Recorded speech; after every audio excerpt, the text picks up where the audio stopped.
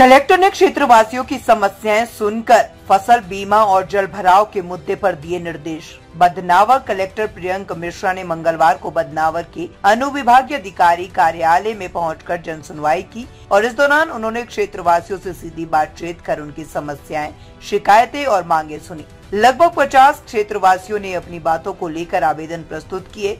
जन सुनवाई के दौरान प्रमुख रूप से 3 मुद्दे सामने आए। पहला, बदनावर उज्जैन मार्ग पर क्रॉसिंग नहीं होने के कारण नागरिकों को लंबा फेरा लगाना पड़ता है, जिससे समय और संसाधनों की बर्बादी होती है। इस पर कलेक्टर ने स्पष्ट कहा है कि ये आपकी ही सुरक्षा के लिए है।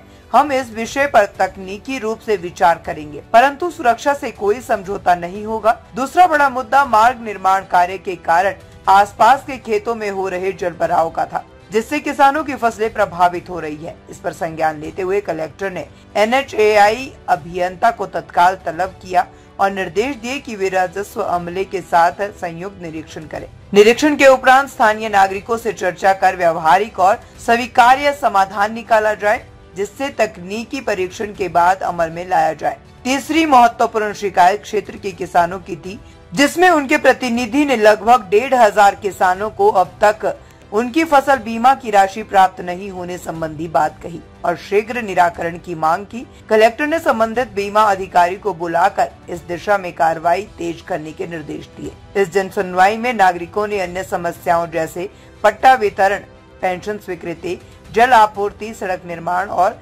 राजस्व संबंधी मामलों को भी उठाया। कलेक्टर ने सभी विभागों को इन शिकायतों का शीघ्र समाधान सुनिश्चित करने के निर्देश दिए और भरोसा दिलाया कि प्रशासन आमजन की समस्याओं के प्रति पूरी तरह से संजीदा है। कलेक्टर ने अधिकारियों को निर्देश दिए कि सभी आवेदनों पर की गई कार्रवाई से 1 सप्ताह में प्रतिवेदन के माध्यम से अवगत करवाएं। जन सुनवाई में अनुविभागीय अधिकारी दीपक चौहान, तहसीलदार सुरेश नागर, NHAI के प्रतिनिधि सहित विभिन्न विभागों के अधिकारी मौजूद रहे।